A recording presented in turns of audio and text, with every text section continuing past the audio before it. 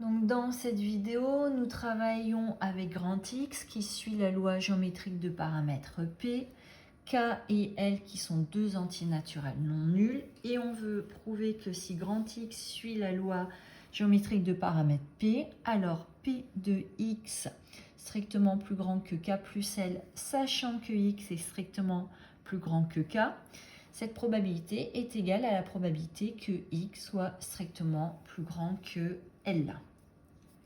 On veut démontrer cette égalité. Alors d'abord, on va faire deux rappels.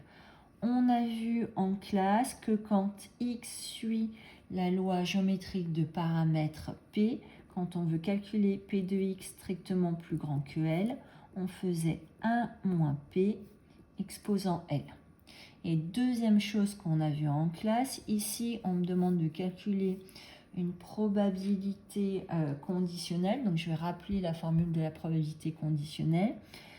La probabilité que B se réalise sachant que A s'est réalisé, donc la probabilité d'avoir B sachant A, ça s'obtient en faisant P de A inter B sur P de A.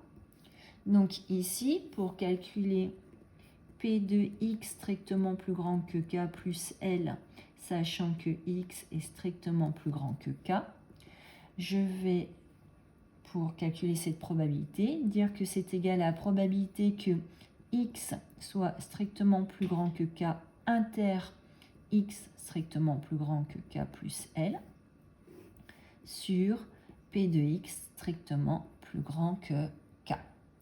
Alors on va regarder un petit peu ici les événements X strictement plus grand que K et X strictement plus grand que K plus L.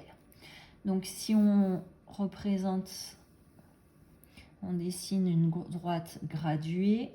Donc ici je place 1, X prend, c'est une variable aléatoire qui prend toutes les valeurs entières non nulles. Donc X peut prendre, sera situé sur cette demi-droite là. Alors ici, on se pose la question, donc X strictement plus grand que K. K, c'est un antinaturel non nul, donc je peux placer K ici, il pourrait être confondu avec 1. Hein. Donc P de X strictement plus grand que K. Donc X strictement plus grand que K, c'est cette zone-là qui est placée et repassée en vert.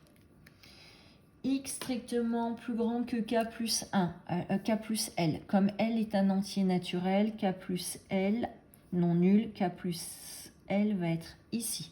Donc en rose, je vais représenter l'intervalle X strictement plus grand que K plus L. L'intersection de ces deux intervalles me donne donc l'intervalle rose. Autrement dit, la probabilité que l'événement X, de l'événement X strictement plus grand que K inter X strictement plus grand que K plus L, ça revient à calculer, donc cette probabilité-là,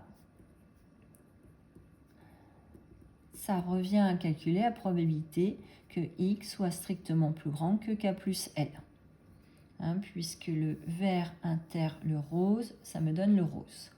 Or, cette probabilité-là, d'après la formule qu'on a notée ici, c'est 1 moins P exposant K plus L. Donc, si je reviens à cette ligne-là, la probabilité que X soit plus grand que K plus L, sachant que X est plus grand que K, c'est égal au numérateur, je vais avoir 1 moins P exposant K plus L. Au dénominateur, la probabilité que X soit plus grand que K. D'après la formule qu'on a rappelée, ça va être 1 moins P exposant K. En travaillant sur les règles de calcul avec les puissances, donc 1 moins P exposant K plus L sur 1 moins P exposant K, ça va me donner 1 moins P exposant K plus L moins K. Ça va donc me donner 1 moins P exposant L. Or, 1 moins P exposant L, c'est la probabilité que X soit strictement plus grand que L. On vient donc de prouver que la probabilité que x soit strictement plus grand que k plus l, sachant que grand X est plus grand que k, est égale à la probabilité que x soit strictement plus grand que l.